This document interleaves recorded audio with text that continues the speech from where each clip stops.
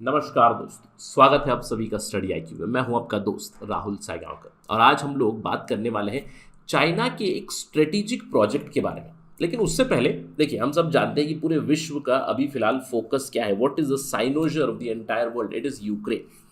हम जानते हैं कि फरवरी के आखिरी हफ्ते से जब से रशिया ने मिलिट्री एक्शन शुरू की थी यूक्रेन के ऊपर, जो एक फुल ब्लोन इन्वेजन बन चुका है, अभी सभी की नज़र इसी पे है। कब ये वॉर खत्म होगा? क्या रशिया का कब्जा होगा कीव के ऊपर? कब होगा? कब सीज फायर होगी? यूक्रेन की क्या हालत है? इंडिया की भी नज़र इसी के ऊपर है। What will Russia do? What will the western block do? अभी फिलहाल तो सैंक्शंस लगा रहे हैं। क्या कोई नेटो की एक्शन होगी? क्या नो फ्लाई जोन डिक्लेयर होगा? इसी चीज़ के ऊपर सभी की नज़र है। सभी न्यूज़ चैनल में आपको यही दिखेगा। यानी कि क्या हो रहा है, सभी का फोकस अभी फिलहाल यूक्रेन के ऊपर है। इस फोकस के बीच चाइना धीरे धीरे बिजी हो चुका है अपनी एक नई स्ट्रेटेजिक रोड बिल्ड करने में। और अगर ये रोड कंप्लीट हो गई तो इंडिया को काफ़ी ज़्यादा खतरा हो सकता है। It is going to put India in a great discomfort. तो आज हम लोग इसी के बारे में चर्चा करेंगे। We are discussion will revolve around G216, a new highway or a new road which connects Xinjiang to Tibet. In fact यहाँ पे हम लोग थोड़ा सा इतिहास के बारे में बात करेंगे।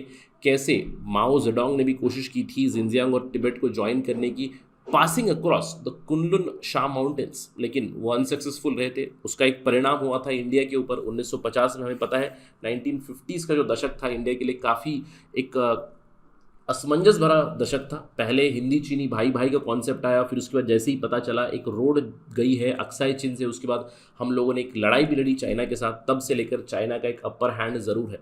और अगर ये G216 बन गया तो इससे चाइना को एक डबल एडवांटेज मिल जाएगा। तो हम लोग इसी के ऊपर चर्चा करेंगे कि how China is now busy when the world is focusing on Ukraine, China is building it's infrastructure. मेरे साथ बने रहिए स्टडी आई क्यू पे। और अगर आप तैयारी कर रहे हैं कॉम्पिटिटिव एग्जाम्स की, देन डू विजिट studyIQ.com। आप हमारा ऐप भी डाउनलोड कर सकते हैं। और आज होली का दिन है। होली की सबको हार्दिक शुभकामनाएं। और please remember to use the code राहुल33। यहाँ पे आपको 33% एक्स्ट्रा डिस्काउंट मिलेगा किसी भी कोर्स पे अगर आप खरीदेंगे on StudyIQ platform. You will get 33% extra discount. Do not forget to use the code. चलिए चर्चा शुरू करते हैं और बात करते हैं क्या हो रहा है। जैसे कि मैंने आपको बताया, पूरा विश्व अभी फिलहाल यूक्रेन और रशिया को देख रहा है। यूक्रेन में क्या हो रहा है, किस तरह तबाही हो रही है, इसी के ऊपर सभी की नज़र है। रशिया क्या करेगा, वेस्ट क्या करेगा।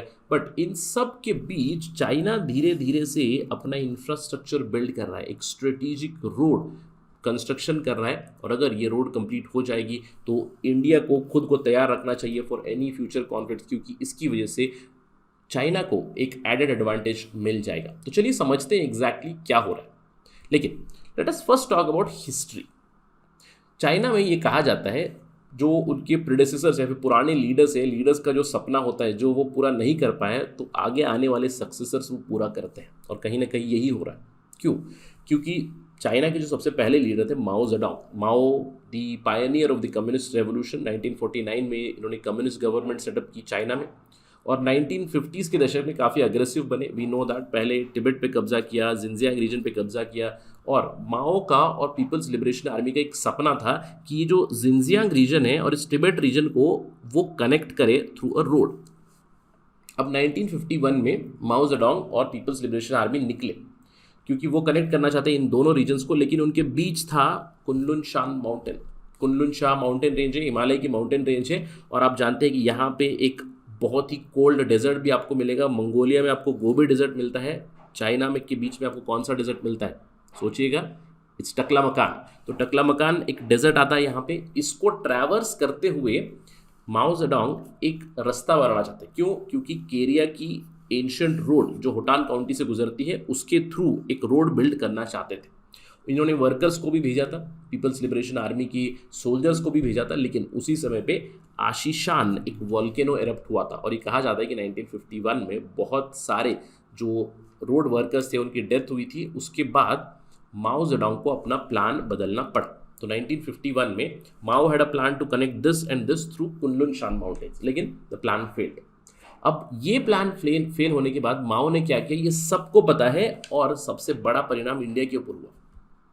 माओ ने अभी प्लान किया G219 नेशनल हाईवे, जिसको हम आज जानते हैं। तो जो सपना माओ का था जिनजियांग को तिब्बत से जोड़ने का थ्रू कुनलुन शान माउंटेन्स, वो अभी भी सपना ही है। लेकिन उस समय पे माओ ने क्या किया, माओ ने एक ऑल्टरनेटिव रूट किया, क्योंकि he was not able to traverse like this, Mao traversed through the Aksai Chin region, और ये हमें पता चला 1959 में। तो throughout the decade China slowly and steadily build roads, arterial roads बनाए उन्होंने जिनजियांग की तरफ से और अक्साई चिन से गुजरे। 1959 में हमें खबरें पता चली कि चाइना एक स्ट्रेटेजिक रोड बिल्ड कर रहा है, इंडिया की टेरिटरी से जा रहा है। इससे पहले मैंने आपको बताया काफ़ी यूफोरिया था, हिंदी चीनी भाई भाई का कॉन्सेप्ट था 1954 के बाद, लेकिन 1959 में जैसे ही पता चला ये रोड बिल्ड हो रही है, रोड तो ऑलरेडी हो चुकी थी, उसके बाद 1962 में हमारी एक लड़ाई भी हुई, लड़ाई का नतीजा भी हम लोग जानते हैं, एक बहुत अपर हैंड मिला चाइना को। और तब से लेकर ये जो G219 है, G219 जिनजियांग से अक्साई चिन से होकर गुजरती है, ये एक सदर्न आर्टीरियल रोड है, यानी कि चाइना के सदर्न साइड में it connect Xinjiang region and now it has gone completely towards the coast also. तो इतनी बड़ी लंबी लाइन है G219, तो G219 हम लोग जानते हैं।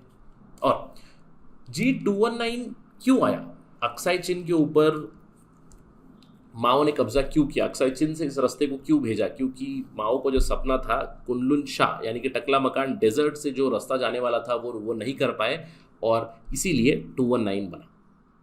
आज क्या हो रहा है, व्हाट इज हैपनिंग टुडे, अगर हम लोग बात करें, माओ का सपना अभी जी जिनपिंग पूरा कर रहे हैं। क्यों, क्योंकि चाइना ने हाल ही में कंस्ट्रक्शन शुरू कर दी है हाईवे नंबर G216 की, जो जिनजियांग रीजन से खिरोंग काउंटी तिब्बत में कनेक्ट करता है।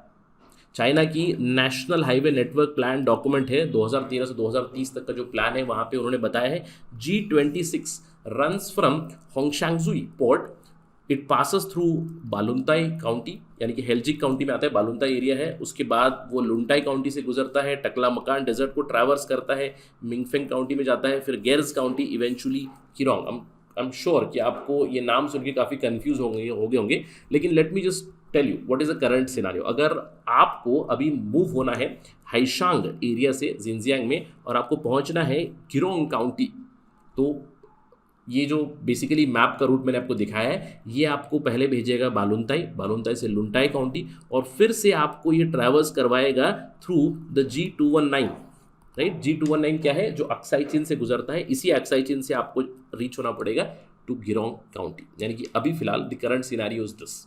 और समझ लीजिए हाइपोथेटिकल सिनारियो, कल को इंडिया अग्रेसिव बने और इस रोड को चोक कर दे और कहे कि अक्साई चिन हम वापस ले रहे हैं, तो अगर इसको चोक कर दें तो ये चाइना के लिए काफ़ी खतरे वाली चीज़ रहेगी। ऑल्दो चाइना ने काफ़ी चीज़ें बिल्ड की हुई है, लेकिन अगर आप ध्यान देंगे तो ये जो बीच वाला एरिया है, this is Kunlun Shah mountain, और यहाँ पे ज़्यादा इंफ्रास्ट्रक्चर नहीं है चाइना का, right. This is Jinjiang, this is Tibet, और इस तरफ आपको चाइना की दूसरी सिटीज़ मिलेंगी।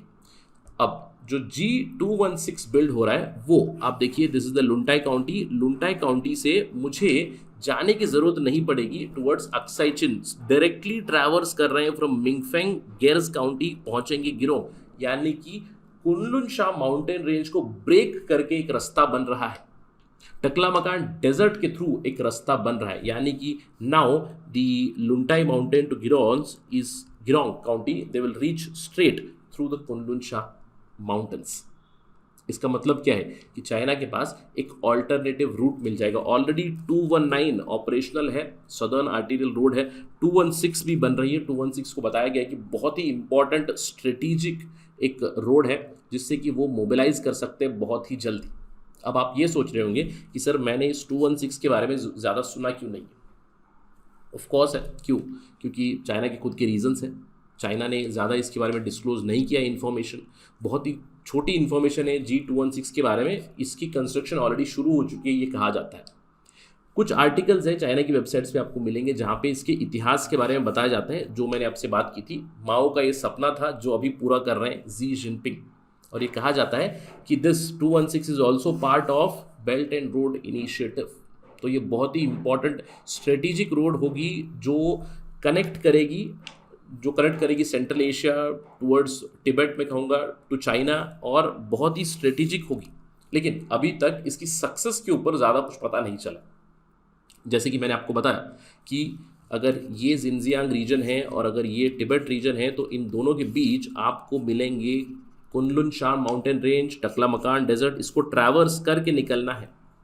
लेकिन ये कहा जा रहा है कि China slowly and steadily gaining upper ground और ये रोड कंप्लीट कर देंगे। अगर ये ट्रिकीस्ट पार्ट जो है जहाँ पे वो कुनलुन शाह रेंज को पार कर देंगे तो उसके बाद इट इज़ क्वाइट ईजी। और जब ये बनेगा it would be a boon for People's Liberation Army, it would be a danger for India. क्यों? इंडिया को कॉशियस रहना पड़ेगा, we have to be aware of China, क्योंकि एक बार G216 बन गया तो ये स्ट्रेटेजिक एडवांटेज देगा। 1950s में क्या हुआ, 1959 में हमें पता चला कि G219 बन रही है।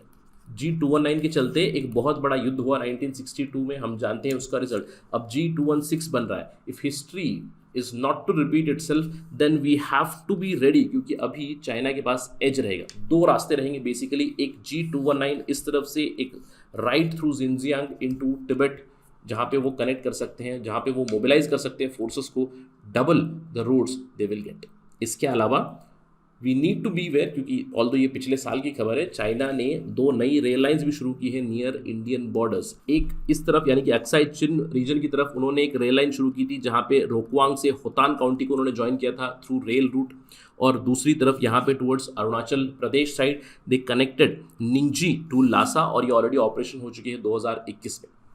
तो रेल कनेक्टिविटी कर रहे हैं, रोड कनेक्टिविटी कर रहे हैं। और आपने इस पर्टिकुलर एरिया को देखा होगा जो मैंने आपको बताया था, Kunlun Shan mountain region, Taklamakan desert region, जहाँ पे इंफ्रास्ट्रक्चर कम है, लेकिन अभी फिलहाल इसको भी ट्रैवर्स कर रहे हैं द चाइनीज़। और इन सब चीज़ों के ऊपर हमारी नज़र होनी चाहिए और इसको काउंटर करने की कोशिश करनी चाहिए। क्यों? क्योंकि अगर चाइना क्विकली मोबिलाइज कर सकता है तो इंडिया को भी क्विकली मोबिलाइज करने के लिए अपनी आर्टीरियल रोड्स बनानी पड़ेगी, बॉर्डर रोड्स को डेवलप करना पड़ेगा। तो हमें भी पोटेंशियल कॉन्फ्लिक्ट के लिए आगे तैयार रहना चाहिए।